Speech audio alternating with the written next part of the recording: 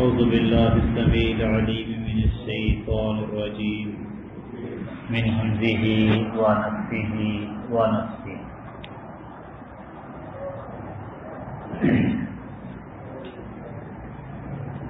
إن الصفا والمروة من شعائر الله فمن حج البيت أو اعتمر فلا جناح عليه أن يطوف بهما ومن تطوع خيرا فإن الله شاكر عليم.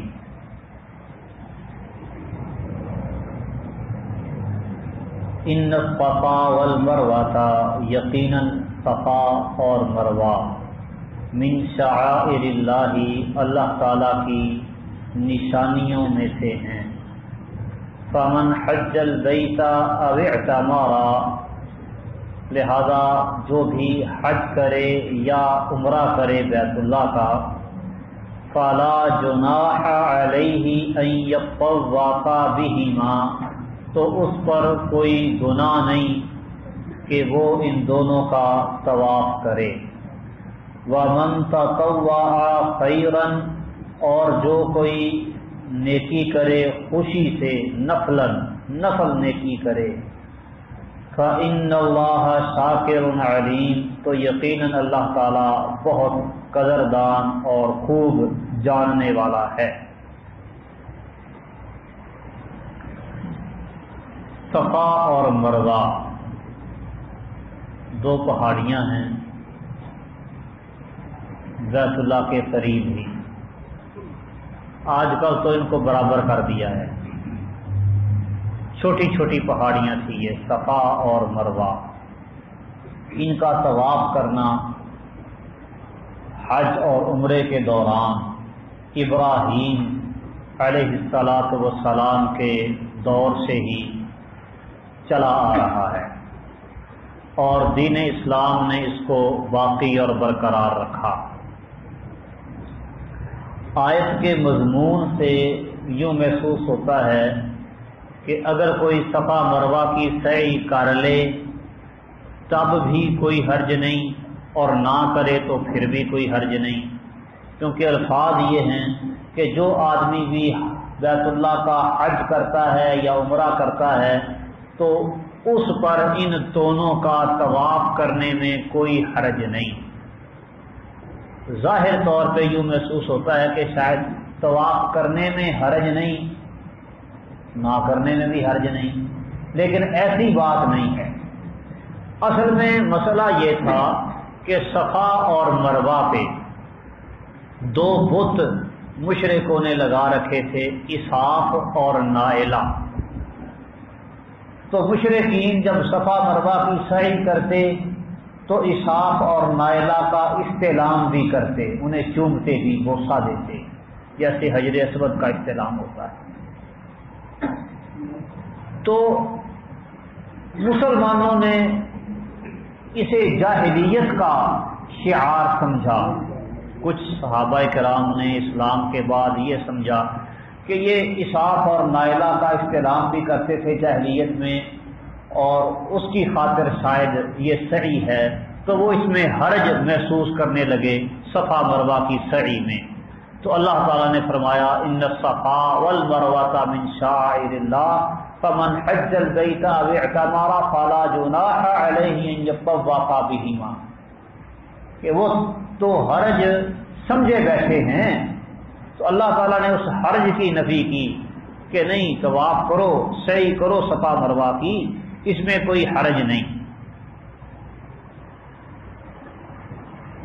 اسی طرح ام المؤمنین سیدہ عائشہ صدیقہ رضی اللہ تعالی عنہا کی روایت ہے. یہ روایت بھی صحیح بخاری کی ہے اور پہلے والی بھی. کچھ لوگوں نے یہی سمجھا اس آیت سے کہ صفا مروہ کی سعی کر لو تو بھی ٹھیک ہے، نہ کرو تو بھی ٹھیک ہے. فرماتی ہیں ایسی بات نہیں. اصل میں کچھ لوگ منات الطاغیہ، منات بت ہے، اس کی پوجا کی جاتی تھی. یہ انہوں نے رکھا ہوا تھا مشلل پر. تو لوگ صفا مروہ کی سعی کرنے میں حرج سمجھتے تھے کہ صفا مروہ کی سعی کریں گے تو وہ بہت نیچے ہو جائے گا جاہلیت میں۔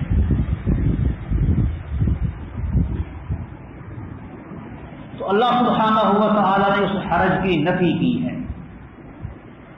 پھر اسی طرح مسند احمد کے اندر حدیث آتی ہے، نبی کریم صلی اللہ علیہ وسلم فرماتے ہیں اسعوا ان اللہ کاتب علیکم السعی، سعی کرو، اللہ تعالیٰ نے تم پر سعی کو فرض قرار دیا ہے، لازم قرار دیا ہے۔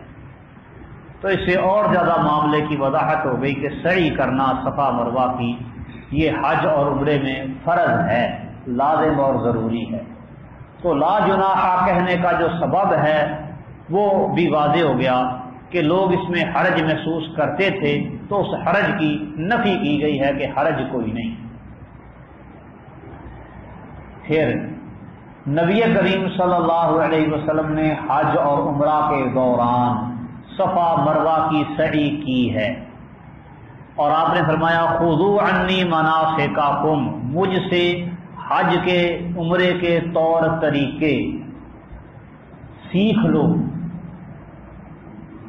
تو خذوا عنی مناسککم کا جو حکم ہے تو اس میں حج اور عمرے کے دوران نبی کریم صلی اللہ علیہ وسلم کا صفا مروہ کی سعی کرنا یہ بھی شامل ہے۔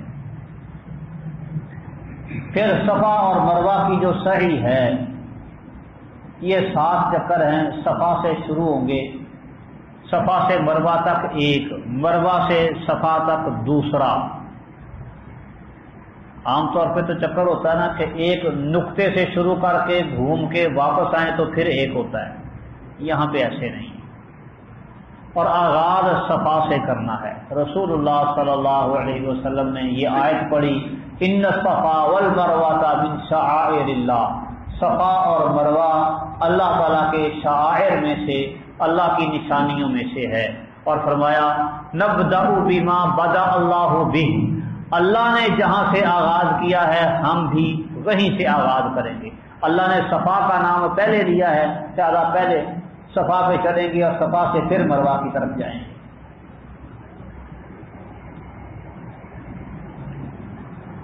تو یہ صفا مروہ کی سعی حج اور عمرہ دونوں کا حصہ ہے، دونوں میں فرض ہے۔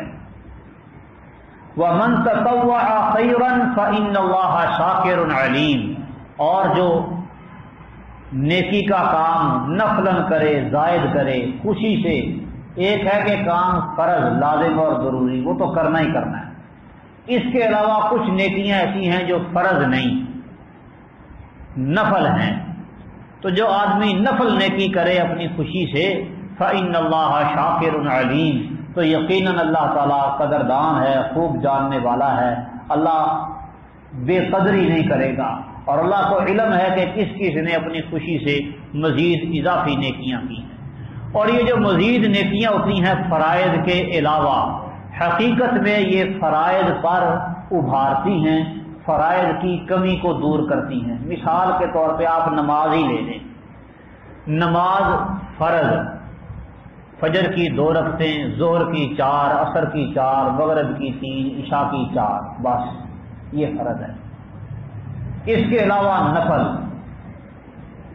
فجر کی 2 سنتیں، ظہر سے پہلے بھی 4 اور بعد میں بھی 4، عصر سے پہلے 4، عصر کے بعد 2، مغرب سے پہلے بھی 2، مغرب کے بعد بھی 2، اسی طرح عشاء کی فرض سے پہلے کم از کم 2 رکعتیں، پھر عشاء کے بعد 4 رکعتیں، پھر وطروں کے بعد پھر 2 رکعتیں، یہ کل ملا کے 48 رکعتیں بنتی ہیں جو نبی صلی اللہ علیہ وسلم سے ثابت ہیں۔ دن رات کی فرضی نماز اور اس کے دائیں بائیں کی سنتیں یا نوافل، فضائل بھی اس کے رسول اللہ صلی اللہ علیہ وسلم نے بیان کیے ہیں۔ اب فرائض جو فرض رکعتیں ہیں وہ تھوڑی سی ہیں، اور اس کے ساتھ دائیں بائیں پہلے بھی اور بعد میں بھی سنتیں ہیں، نفل ہیں۔ اب کوئی آدمی صرف فرض ہی پڑھ لے، سنتیں نہ پڑھے، کام اس کا ہو جائے گا، چل جائے گا۔ فریضے سے عہدہ برآ ہو گیا، اہل اسلام اہل ایمان کی لسٹ میں شامل ہو گیا، لیکن نماز کی ادائیگی میں کچھ کمی کوتاہی بندے سے رہ جاتی ہے، کبھی خیالات آ گئے، کبھی بھول گیا، کبھی کچھ ہو گیا، کبھی کچھ ہو گیا، تو یہ جو کمی ہے اس کمی کو نوافل سے پورا کیا جائے گا۔ نبی کریم صلی اللہ علیہ وسلم فرماتے ہیں قیامت کے دن نماز کا حساب کتاب ہوگا، اگر نمازیں پوری ہوں گی کتبت لہ تامۃ، پوری لکھی جائیں گی، اور اگر ان میں کوئی کمی ہوگی تو اللہ سبحانہ و تعالیٰ فرمائیں گے انظروا لعبدی ھل لہ من تطوع، دیکھو میرے بندے کے کوئی تطوع نفل ہیں، اگر اس کے پاس نوافل ہوں گے تو فرائض کی کمی نفلوں سے پوری کی جائے گی۔ اس کے بعد زکوٰۃ ہے، اس کا بھی حساب اسی طرح سے، ثم تؤخذ الاعمال علی ذلک، باقی سارے اعمال اسی ترتیب سے ان کا حساب کتاب ہوگا۔ فرائض اگر پورے ہیں تو پورے، اور اگر ان کے اندر کوئی کمی ہے تو اسی قسم کے جو نفل ہیں ان سے کمی پوری کی جائے گی۔ فمن تطوع خیرا فإن اللہ شاکر علیم، تو اس اعتبار سے نوافل کی بھی بہت زیادہ اہمیت ہے، یعنی نوافل حقیقت میں فرائض کی کمی کو دور کرتے ہیں، کمی پوری کرتے ہیں، اور بندے کے درجات میں اضافے اور بلندی کا باعث بنتے ہیں۔ ان الذین یکتمون ما انزلنا من البینات والہدی، یقیناً وہ لوگ یکتمون جو چھپاتے ہیں، ما اس چیز کو، انزلنا جو ہم نے نازل کیا، من البینات والہدی واضح دلائل اور ہدایت، من بعد ما اس کے بعد کے، بیناہ للناس ہم نے اسے کھول کر بیان کر دیا ہے لوگوں کے لیے، فی الکتابی کتاب میں، اولئک تو یہ وہ لوگ ہیں، یلعنہم اللہ کہ ان پر اللہ تعالیٰ لعنت کرتا ہے، ویلعنہم اللاعنون اور لعنت کرنے والے بھی لعنت کرتے ہیں۔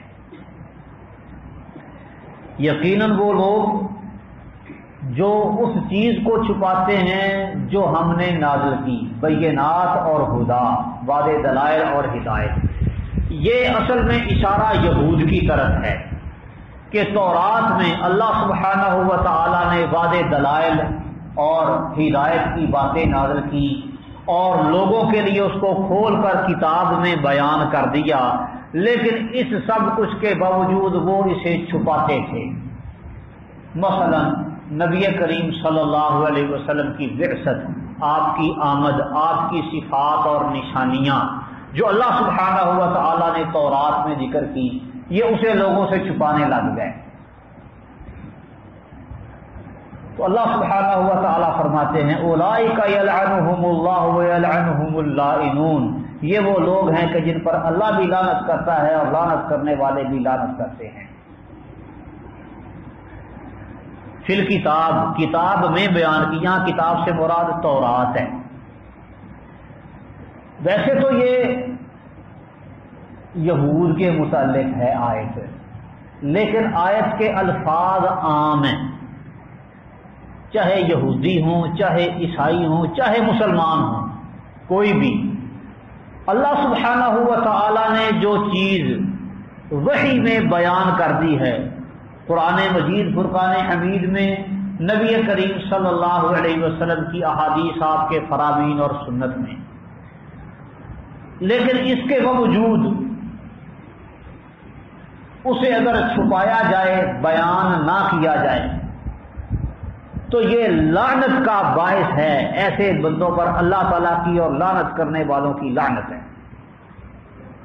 کئی لوگ ایسا کرتے ہیں، بات پتہ ہوتی ہے قرآن کی، حدیث کی، آیت یہ کہتی ہے، حدیث یہ کہتی ہے، لیکن اپنے فرقے کو، اپنے مذہب کو تقویت پہنچانے کے لیے اسے چھپا لیتے ہیں، بیان نہیں کرتے، نہ قرآن کی آیت پڑھتے ہیں نہ حدیث پڑھتے ہیں، اپنے بزرگوں کے اقوال ہی پیش کیے چلے جاتے ہیں۔ تو یہ عمل لعنت کا سبب ہے۔ کئی مولویان کرام اس طرح کے بھی ہوتے ہیں جو حق بات کو چھپا لیتے ہیں، لوگوں کے سامنے بیان نہیں کرتے۔ کیوں؟ اس لیے کہ اگر سیدھا سیدھا اسٹیٹ فارورڈ دو ٹوک حق بیان کر دیا تو میرے تو مقتدی سارے ہی ایویں کے ہیں۔ انہوں نے کہنا مولوی صاحب بڑے تقوی والے ہو گئے، چلو جاؤ گھر میں جی۔ اس ڈر سے بھی چھپا لیتے ہیں۔ چھپانا نہیں، جو مرضی ہو جائے، اللہ تعالیٰ نے بات کھول کر بیان کر دیا، مسئلہ جو ہے دو ٹوک واضح لفظوں میں بیان کرو۔ علم کو چھپانا، وہ علم جس کو اللہ تعالیٰ نے وحی کے ذریعے نازل کیا ہے، یہ بہت بڑا جرم ہے۔ نبی کریم صلی اللہ علیہ وسلم فرماتے ہیں جس سے کسی علم کے بارے میں سوال کیا گیا، پوچھا گیا، پھر اس نے اسے چھپا لیا، قیامت کے دن اس کو جہنم کی لگام پہنائی جائے گی۔ اتنا بڑا جرم ہے اور لعنت بھی ہے۔ لعنت کا معنی دوری، دھدکارنا، طرد، یہ معنی ہوتا ہے لعنت کا۔ اللہ کی لعنت یعنی اللہ رب العالمین کی رحمت سے دوری، اللہ تعالی سے دوری، یہ معنی ہے لعنت کا۔ اور یہ بھی بہت بڑی وعید ہے کہ کسی کو لعنت کر دی جائے، پھٹکار، لعنت۔ تو کچھ چیزیں ایسی ہوتی ہیں جن کے بیان کرنے کی وجہ سے کوئی فتنہ فساد کا اندیشہ ہو، انہیں چھپایا جا سکتا ہے۔ مثال کے طور پہ نبی کریم صلی اللہ علیہ وسلم نے بشارت دی، خوشخبری سنائی کہ جو آدمی لا الہ الا اللہ کہتا ہے جنت میں چلا جائے گا۔ پوچھا افلا ابشر بہ الناس، کیا یہ میں خوشخبری سب لوگوں کو نہ بتا دوں؟ آپ نے فرمایا نہیں۔ اذا یستقیلوا، وہ اسی پر توکل کر کے بیٹھ جائیں گے۔ یعنی اگر فساد کا خدشہ ہو تو حکمت کے تحت کچھ بات کو وقتی طور پر روکا جا سکتا ہے۔ جو کچے ذہن ہوتے ہیں وہ غلط معنی اخذ کر لیتے ہیں، پریشان ہو جاتے ہیں۔ نبی کریم صلی اللہ علیہ وسلم نے ایسی حکمت کی خاطر کئی کام ایسے تھے جو چھوڑ دیے۔ مثال کے طور پہ یہ کعبہ کے بارے میں ہی پہلے بات ذکر ہوئی تھی کہ نبی کریم صلی اللہ علیہ وسلم کی بڑی خواہش تھی کہ کعبے کو ابراہیم علیہ الصلوۃ والسلام کی بنیادوں پر کھڑا کیا جائے، اور یہ جو حتیم والا حصہ ہے اس کو بھی کعبے کے اندر شامل کر دیا جائے تعمیر میں، اور جو بیت اللہ کا دروازہ ہے کعبے کا اس کو زمین کے ساتھ لگا دیا جائے۔ خواہش تھی آپ کی، لیکن کیوں نہیں کیا؟ فرمایا لولا قوموں کے حدیث عہد بالجاہلیہ، اگر تیری قوم کا جاہلیت کے ساتھ تعلق نیا نیا نہ ہوتا، ابھی ابھی یہ جاہلیت کو چھوڑ کے اسلام میں داخل ہوئے ہیں فتح مکہ کے بعد، اور ابھی سے ہم اگر کعبے کو گرا کے اور اس کو ابراہیمی بنیادوں پر تعمیر کرنا شروع کر دیں گے، لوگ حرج سمجھیں گے کہ بیت اللہ اچھا بنا کھڑا ہوا تھا، خام خواہ گرا دیا ہے انہوں نے۔ تو نبی کریم صلی اللہ علیہ وسلم کی اس خواہش کی تکمیل میں عبداللہ بن زبیر رضی اللہ تعالیٰ عنہ نے یہ کام کیا تھا، بیت اللہ کو وسیع کر دیا تھا، پوری تعمیر کر دی تھی، اور دروازہ بھی زمین کے ساتھ لگا دیا تھا، کیونکہ اس وقت لوگوں کو مسلمان ہوئے ایک زمانہ گزر چکا تھا، لیکن وہ پتہ نہیں تھا حجاج ابن یوسف کو کہ عبداللہ بن زبیر نے ایسا کیوں کیا۔ تو وہ انہوں نے پھر دوبارہ سے اس کو تعمیر کر دیا اس طرز پر جو نبی کریم صلی اللہ علیہ وسلم کے دور میں تھا، اور آج بھی وہی تعمیر ہے بیت اللہ کی۔ یعنی حکمت کی وجہ سے کچھ کاموں کو ترک کیا جا سکتا ہے، چھوڑا جا سکتا ہے، کوئی بات چھپائی جا سکتی ہے تاکہ فساد پیدا نہ ہو۔ اولئک یلعنہم اللہ ویلعنہم اللاعنون، ان پر اللہ تعالیٰ بھی لعنت کرتا ہے، لعنت کرنے والے بھی لعنت کرتے ہیں۔ اس سے معلوم ہوتا ہے کہ کافر پر، کافر جو کفر کی حالت میں مر جائے اس پر لعنت کرنا جائز ہے معین طور پہ، اور مطلق طور پہ تمام تر کافروں پر لعنت کی جا سکتی ہے۔ لعنت دو طرح سے ہوتی ہے، ایک ہوتی ہے مطلق کہ جس نے بھی ایسا کام کیا اس پر لعنت، جیسے لعنت اللہ علی الکاذبین، جھوٹوں پر اللہ کی لعنت، یہ ہے مطلق لعنت۔ جس نے بھی اللہ تعالیٰ کا نازل کردہ وحی والا علم چھپایا اس پر اللہ کی اور تمام لوگوں کی لعنت، یہ ہے مطلق، کسی کو معین نہیں کیا۔ ایک ہوتا ہے کسی کو متعین کر کے، کسی بندے کو خاص کر کے لعنت کرنا کہ فلاں آدمی پر لعنت، اس کا نام لے کے، کسی آدمی کا، کسی گروہ کا نام لے کے متعین کر کے لعنت کرنا یہ منع ہے۔ ہاں وہ کافر جو کفر کی حالت میں فوت ہو گیا، کفر کی حالت میں مرا، اس پر معین طور پہ لعنت کی جائے، اس میں کوئی حرج نہیں۔ زندہ کافر پر بھی معین کر کے لعنت نہیں کرنی، کیا پتہ اللہ تعالیٰ اس کو ہدایت دے دے اور وہ مسلمان ہو جائے، جس طرح ابو جہل کے بیٹے اکرمہ رضی اللہ تعالی عنہ مسلمان ہو گئے، اور بھی کئی ایسی مثالیں۔ معین لعنت سے شریعت نے منع کیا ہے، کافروں پر بھی نہیں،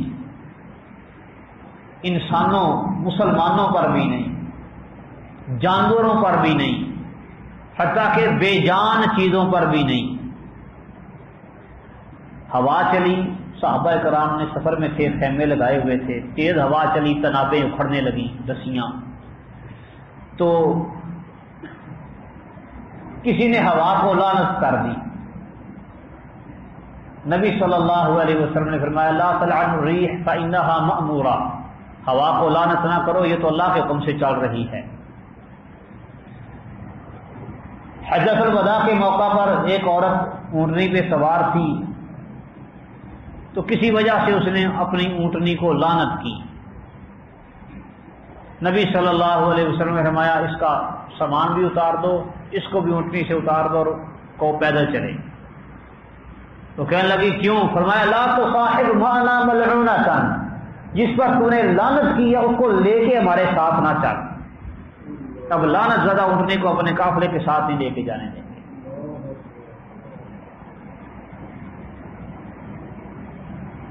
معین جانور پر لعنت، بے جان چیز پر لعنت منع کیا ہے۔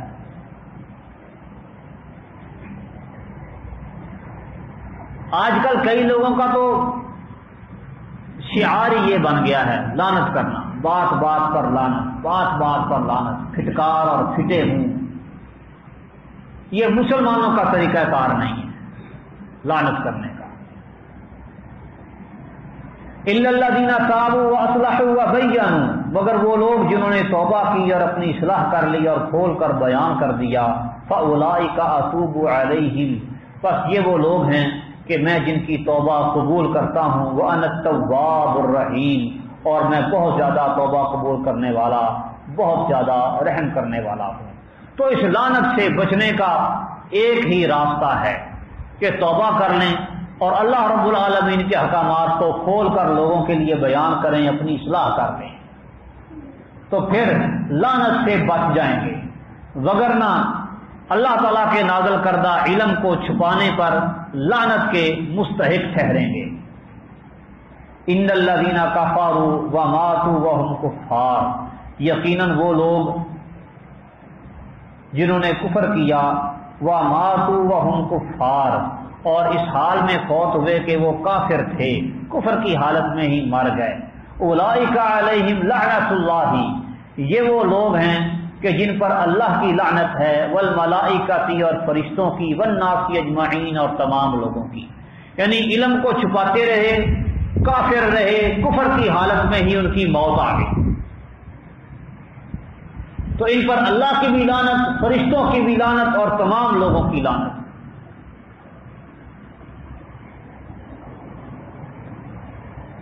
تو یہ کفر کی حالت میں مرنے والے پر معین لعنت کرنے کی دلیل ہے کہ جو آدمی کفر کی حالت میں مر جاتا ہے اس معین آدمی پر بھی لعنت کی جا سکتی ہے۔ خالدین فیہا، وہ اس لعنت میں ہمیشہ رہیں گے۔ لعنت کا معنی رحمت سے دوری، دھدکار، پھٹکار۔ لا یخفف عنہم العذاب، ان سے عذاب ہلکا نہیں کیا جائے گا۔ تو معلوم ہوا کہ لعنت کے نتیجے میں اللہ تعالیٰ کا عذاب ہوتا ہے۔ لا یخفف عنہم العذاب، ان سے عذاب ہلکا نہیں کیا جائے گا۔ ولا هم ینظرون، اور نہ ہی وہ مہلت دیے جائیں گے، انہیں مہلت بھی نہیں دی جائے گی۔ زندگی میں ان کو مہلت ملی تھی اور سمجھایا بتایا گیا تھا، تو زندگی میں مانے نہیں، نیک صالح اعمال کی طرف آئے نہیں، توبہ نہیں کی برائیوں سے، گناہوں کی طرف ہی راغب رہے، تو اب مرنے کے بعد دوبارہ ان کو پھر مہلت نہیں دی جائے گی کہ دوبارہ جا کے یہ نیک صالح اعمال کر لیں۔ وَإِلَٰهُكُمْ إِلَٰهٌ وَاحِدٌ، اور تمہارا معبود ایک ہی ہے۔ لا الہ الا ہو، اس کے سوا کوئی معبود برحق نہیں ہے۔ هو الرحمن الرحیم، وہ نہایت مہربان، نہایت رحم کرنے والا ہے۔ تو یہ اللہ سبحانہ و تعالیٰ کی توحید کا بیان ہے آخر میں کہ اللہ تعالیٰ اکیلا واحد الہ ہے اور کوئی معبود برحق نہیں ہے۔ الہ کا معنی ہے معبود، جس کی عبادت کی جائے۔ اب کچھ لوگوں نے لا الہ الا اللہ کا معنی لا حاکم الا اللہ کر دیا کہ اللہ کے سوا کوئی حاکم نہیں۔ لا الہ الا اللہ کا معنی ہے لا معبود بحق الا اللہ، اللہ کے سوا کوئی معبود برحق نہیں۔ تو جو خوارج ہیں انہوں نے لا الہ الا اللہ کا معنی لا حاکم الا اللہ بنا دیا کہ حاکم اللہ کے سوا کوئی بھی نہیں، اللہ کے سوا کوئی بھی حکم نہیں چلا سکتا، فیصلہ نہیں کر سکتا، اور اس کا نتیجہ یہ نکلا کہ لوگوں کی تکفیر انہوں نے شروع کر دی۔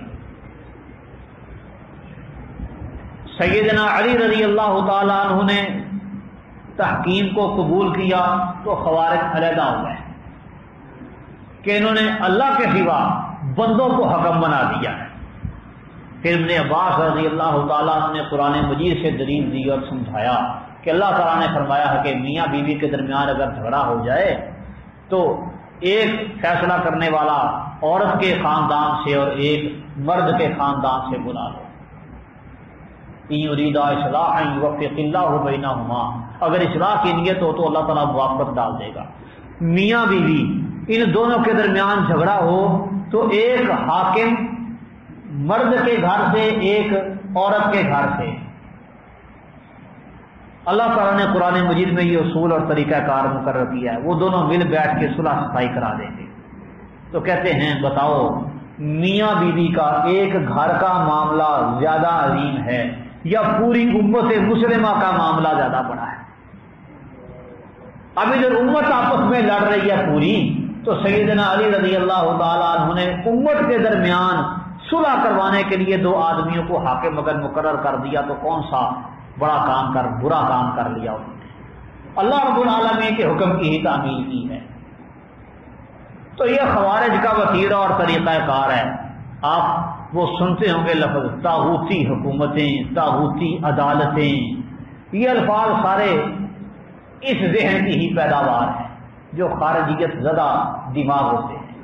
تو لا الہ الا اللہ کا معنی لا معبود الا اللہ، عبادت یہ اولین کام ہے کہ عبادت میں اللہ تعالیٰ کو خالص کیا جائے۔ حاکمیت بھی اللہ کی ہونی چاہیے، لیکن حاکمیت کا مسئلہ وہ بعد میں آتا ہے۔